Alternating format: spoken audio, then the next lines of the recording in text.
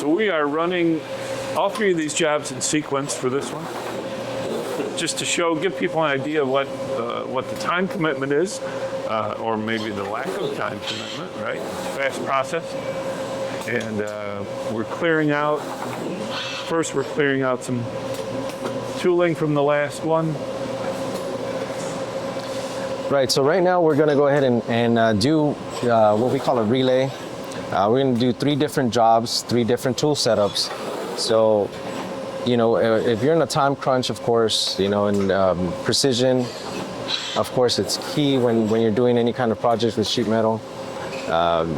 You know, this is very, very helpful where, you know, you just need something really quick here. Of course, you know, with the tool change, you'll see a large job or with, you know, multiple setups here. You can do this with this robot in a matter of minutes.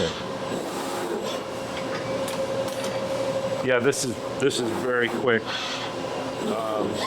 If I'm a fabricator, if I own a fabrication company, I'm thinking, you know, this example that we're taping right now is going to be, what, 12 or 15 minutes, whatever it is. But I guess the thing I would remember is all day long. Yes. How long does it take in between jobs? How long does it take to actually set the tooling? How long does it take to bend? And there's some really intricate bends in these jobs. Yes, yes, of course. And especially if you have like a high mix, low volume type of situation, Yep. you know, this would actually come in really handy when you really have to go ahead and do, you know, a couple of dozen parts and do another tool change and do another, you know, multiple quantities of a different project. Yeah, this helps out a lot when you can actually do a relay and have different sizes in the blanks, as you can see now. And then after this robot is actually very, very versatile when it comes to getting these projects done. So we're about to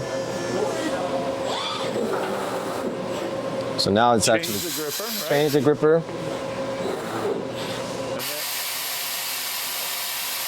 So what it's doing now, it's blowing off any kind of debris that might get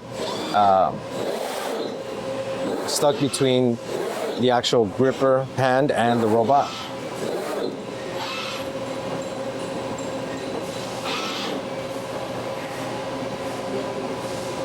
And it has that same idea of fast approach, slow approach. Once Yes. it gets close, it slows down, Slows so down. it's not to mark anything. All right, now that was a measurement of, we only have one sheet there, right? Correct. Just to prevent picking up more than one sheet at a time.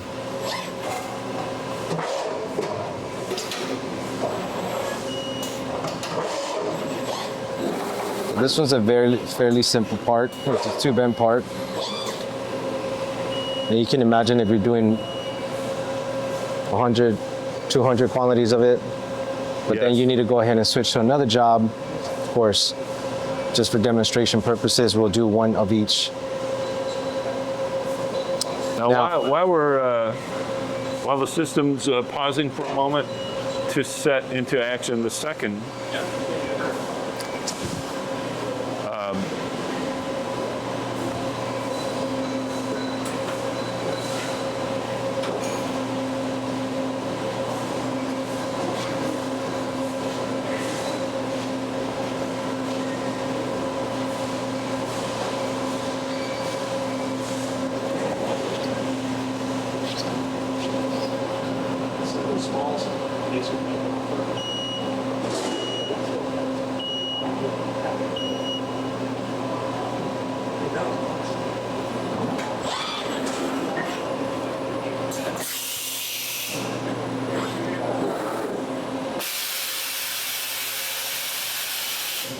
okay, so at each gripper change, that air blast cleans that up, Right. right? Exactly. All right.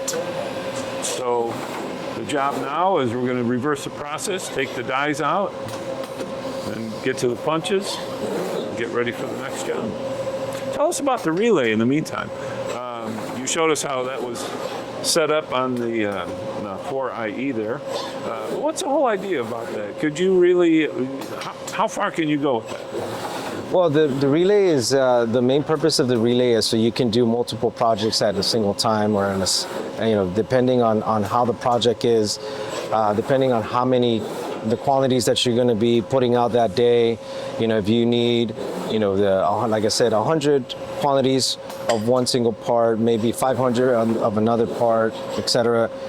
This actually helps you consolidate the actual projects that you need to do for that one day. So you can program a lot of quantities, for that single day to run for that day.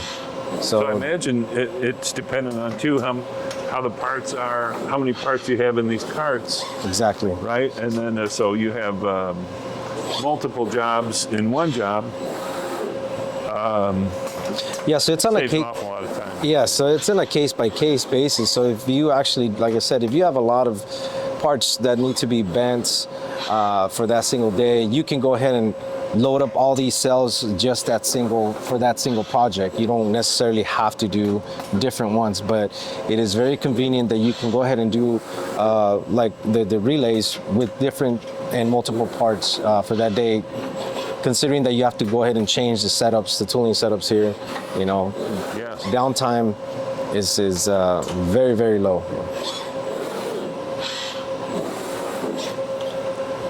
Which is really a nice feature too if you have a joining department and all three of these blanks go on to some part to make a 3D part. Right, exactly.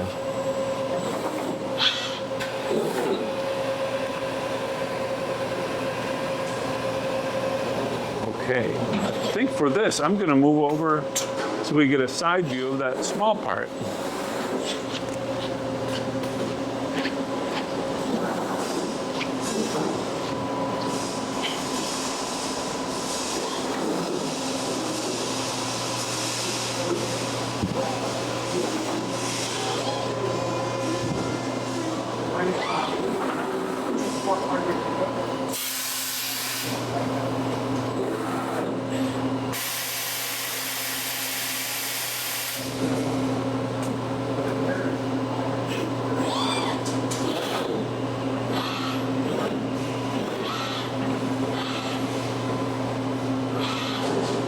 This is that part that Marcos had in his hand earlier.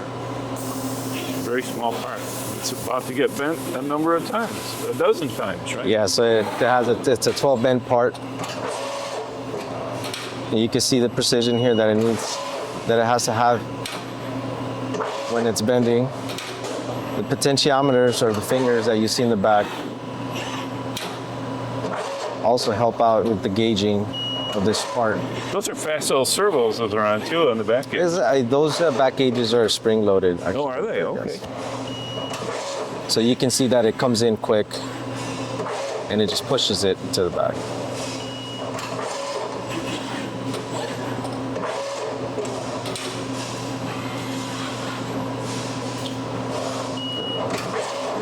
But it's great because that's your reference point. Your contact that's your reference point. You don't have to say it's this many millimeters or. Right.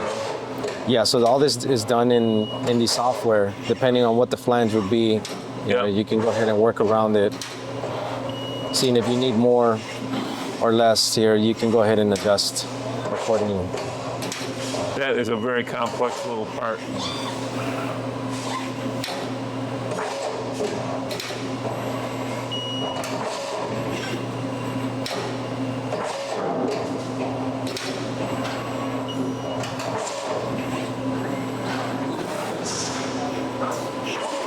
You can see a deposit on the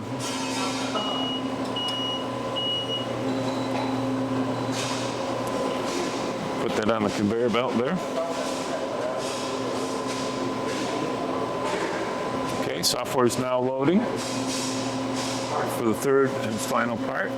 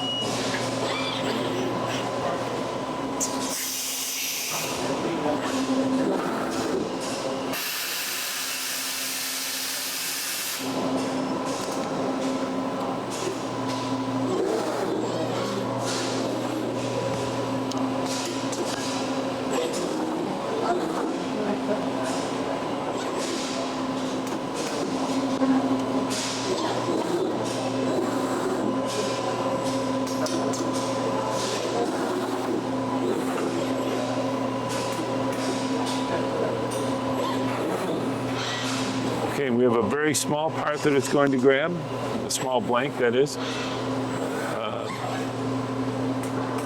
After it does the tooling setup, and the precision's pretty amazing.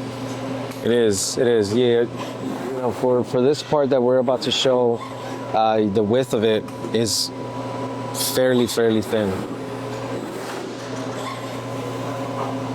Which this is going to only require one setup, as you can see.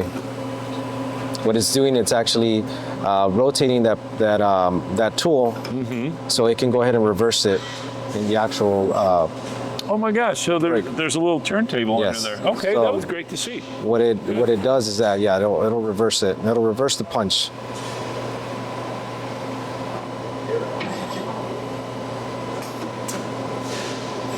As well as go upside down. Yes. Yeah. That's great. So now it'll go ahead and change the gripper.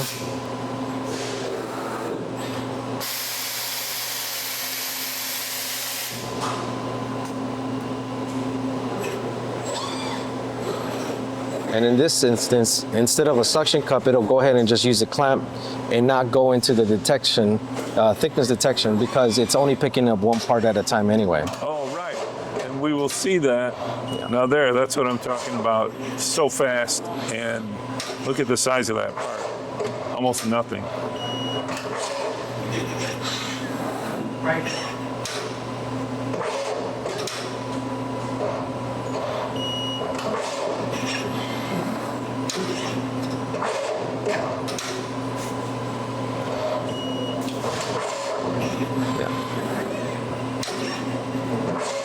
Of course, we try to minimize re-gripping, but in some instance, since the re-gripping would consist of maybe, colliding with the actual punch, we get to do another re-grip.